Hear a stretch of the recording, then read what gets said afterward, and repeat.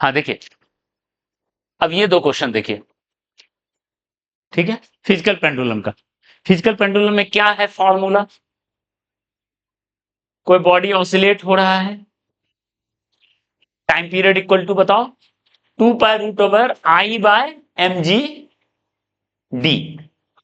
D हुआ ये distance, ठीक है, यही लिखते थे। ओके, यही फॉर्मूला है। तो अब देखो यहां पे क्या लगेगा, स्क्वायर प्लेट है, स्क्वायर प्लेट ऐसे ऑसिलेट कर रहा है, एक कॉर्नर से टांग दिया ऐसे ऑसिलेट हो रहा है, उसका पीरियड ऑफ ऑसिलेशन क्या होगा? ठीक है, तो क्या होगा पीरियड ऑफ ऑसिलेशन? देखो ध्यान से, आई पहले निकाल लेते हैं। स्क्वायर प्लेट का सेंटर के अबाउट क्या होगा? यहां इसके अबाउट, सेंटर के अबाउट, बहुत पॉपुलर रिलेशन है, ICM होता है ma²/6। ठीक है, अब अगला ये सेंटर ऑफ मास से ये डिस्टेंस कितना है? a/√2 है, तो आई रिक्वायर्ड कितना होगा? ICM plus m into distance का स्क्वायर। और ये क्वेश्चन कॉर्नर से क्या होगा मोमेंट ऑफ इनर्शिया 2-3 बार आ चुका है, उसको हमने यहां यूज कर लिया। ठीक है, तो कितना होगा ma²/6 प्लस ma²/2 कितना होगा बताओ?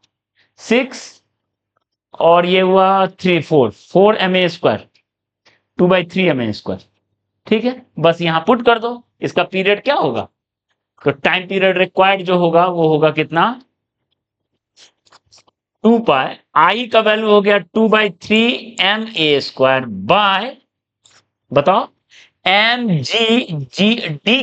का वैल्यू क्या है? सेंटर ऑफ मास कितना डिस्टेंस पे है? a/√2। इसको अगर तो कट जाएगा, तो हो गया देखो 2 पाई रूट ओवर, और √2 पर चला गया तो 2√2/3 a/g हो गया। इतना हो गया पीरियड, क्लियर है? ठीक है, अच्छा, लास्ट क्लास में जाते जाते एक टर्म लिखाए थे, length of effective simple pendulum. Length of effective simple pendulum, अगर इसमें यह पूछा जाए कि इसका length of effective simple pendulum क्या होगा, इसको कैसे बताए थे? इसका मतलब था इसको हम रिप्लेस कितना लेंथ के पेंडुलम से करें, कितना लेंथ के पेंडुलम से इसको रिप्लेस करें कि पीरियड क्या हो जाए? सेम हो जाए। यही था, इसका पीरियड होता है 2 पाई रूट ओवर L/g होता है। इफेक्ट लास्ट में अंतिम में जाते वक्त ये लिखाए थे। ठीक है, what is length of effective simple pendulum, वो भी यहां बन सकता था। इसका पीरियड ये, इसका पीरियड ये, तो कंपेयर करो, एल का वैल्यू किसके बराबर होगा? L equal to 2√2a/, length of effective, इसमें बन सकता है length of effective simple pendulum. Clear है? ये भी बन सकता है। डन, ठीक है।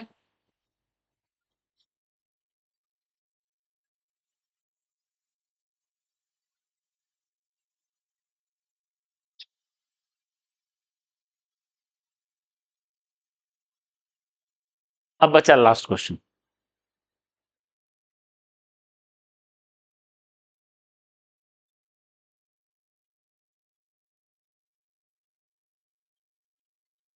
ठीक है, लास्ट क्वेश्चन ये देखिए, क्या है? A rod of length L is hinged at distance y from centre. यहां से हिंज किए, यहां से हिंज नहीं किए, यहां से हिंज किए और ऑसिलेट हो रहा है। तो आपको पता करना है y का क्या वैल्यू कहां पे हिंज करें कि टाइम पीरियड क्या हो? मिनिमम। क्वेश्चन ये है, कहां से हिंज करें कि टाइम पीरियड क्या हो जाए? मिनिमम हो जाए। ये पॉइंट समझ में आ रहा है? ठीक है, पहले सुन लो, पहले सुन लो इसको। तो क्या करेंगे, तो पहले तो आप टाइम पीरियड लिखो। टाइम पीरियड का फॉर्मूला इस क्वेश्चन में, टाइम पीरियड का formula 2 pi root over I, इस पॉइंट के अबाउट आई, एक्सिस के अबाउट आई।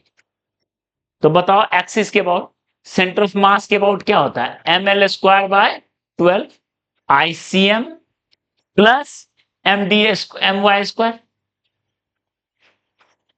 ये हो गया बाय mg, और d मतलब क्या हुआ, यहां से सेंटर ऑफ मास का डिस्टेंस mg/, हो गया टाइम पीरियड।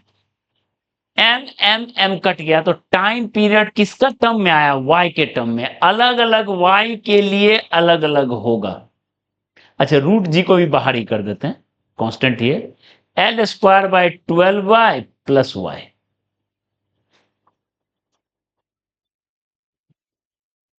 टाइम पीरियड का ये वैल्यू हो गया y के टर्म में। देखो ये y के टर्म में, अलग अलग y के लिए अलग अलग होगा। जब हम एंड से टांग देंगे तो y का वैल्यू क्या देंगे, L/2। ठीक है, अब हमको पता करना है किस y के लिए ये मिनिमम है। ठीक है, तो देखो इसको देख के आप जज कर सकते हो, कई चीज जज कर सकते हो, और भी कई चीज इससे सीख सकते हैं। क्या सीख सकते हैं, देखिए ऊपर वाला क्वेश्चन मिटा देते हैं।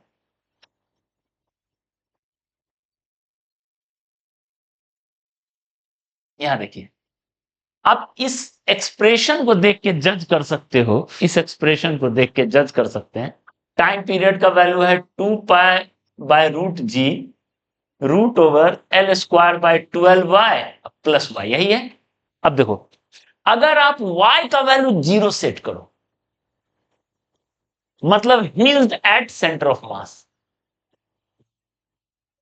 y का वैल्यू 0 सेट करो, मतलब यहीं पे अपन हिंज कर देते हैं अगर सेंटर ऑफ मास से, तो ये 0 पर ये 0 नीचे, मतलब t tending to infinity, infinite time period हो जाएगा। इसका मतलब क्या हुआ, इनफाइनाइट टाइम पीरियड का मतलब if displaced it doesn't return back, it doesn't return back. Infinite time period मतलब इनफाइनाइट टाइम में लौटेगा, मतलब कुछ नहीं लौटेगा। मतलब अगर आप इसको थोड़ा सा टिल्ट करो सेंटर ऑफ मास पे हिंज करके, देखो यहीं से हिंज कर दिए और टिल्ट कर दिए, पहले ऐसा था, ठीक है, अगर ऑसिलेशन होता था ऐसे छोड़ते थे तो आता था, T/4 टाइम में आता था। अभी क्या होगा, ऐसे टिल्ट कर दो, टाइम पीरियड है इन्फिनिटी, मतलब T/4 हो गया इन्फिनिटी, इनफाइनाइट टाइम में आएगा, मतलब कभी नहीं आएगा। ठीक है, किसी को पैसा देना बोला, हम तुमको इनफाइनाइट रुपए देंगे, मतलब कुछ नहीं देंगे। ठीक है, तो ये कभी आएगा ही नहीं, इट रिमेन्स एट रेस्ट। समझ में आया, अगर ही वहां से, अच्छा y इंफिनिटी डाल देते हैं, जो कि यहां पे है पॉसिबल नहीं, y अगर इंफिनिटी डाल दो तो भी टाइम पीरियड क्या हो जाएगा, इंफिनिटी, मतलब बहुत लॉन्ग रॉड है, और इनफाइनाइट पे भी हिंज कर दे तो भी टाइम पीरियड इंफिनिटी, और सेंटर पे भी कर दे टाइम पीरियड क्या है, इंफिनिटी। ठीक है, मतलब एक अगर रफ स्केच ड्रॉ करें टाइम पीरियड का y के साथ, तो ऐसा ग्राफ होगा,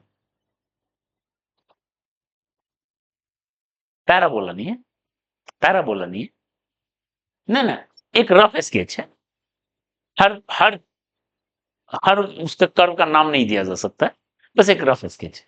देखो y टेंडिंग टू 0 पे इंफिनिटी हो गया, y टेंडिंग टू इंफिनिटी पे फिर इंफिनिटी हो गया, एक y मिला जिसके लिए ये टाइम पीरियड क्या है, मिनिमम, यही पूछना था।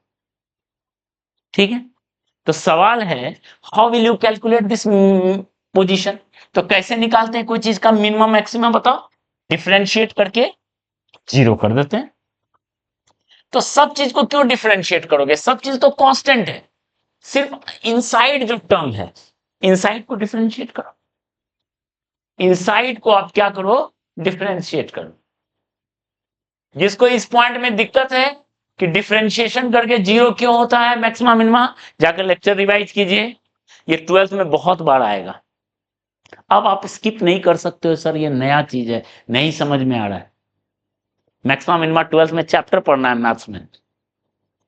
ठीक है, 11th के शुरू में ये गलती माफ किया जा सकता है, अब नहीं माफी का काबिल है, अब गलती किए नहीं समझे तो तुम समझने के काबिल नहीं हो गए, छोड़ दो, सीधी सी बात, अब तो आपको मेहनत करना ही पड़ेगा।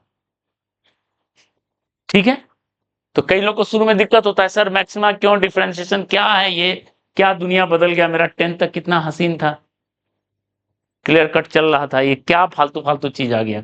तो रहेगा अभी, ये दुख खत्म नहीं होगा। हम कोशिश भी किए फिजिक्स को हटवा दें, लेकिन नहीं हटवा पाए। ठीक है, डिफरेंशिएशन इक्वल टू सी। जब भी मिनिमम मैक्सिमम है तो उस चीज को डिफरेंशिएट करके जीरो करो, रट लो। फिजिक्स में पहला ही 12th का पहला चैप्टर में 5-6 जगह मिलेगा। डिफरेंशिएशन जीरो करेंगे, एल स्क्वायर बाय 12 आ गया। 1 बाय वाई का डिफरेंशिएशन होता है -1 बाय 1 वाई स्क्वायर। 1 बाय का वाई का differentiation -1 by y square, plus y का 1 इक्वल टू 0।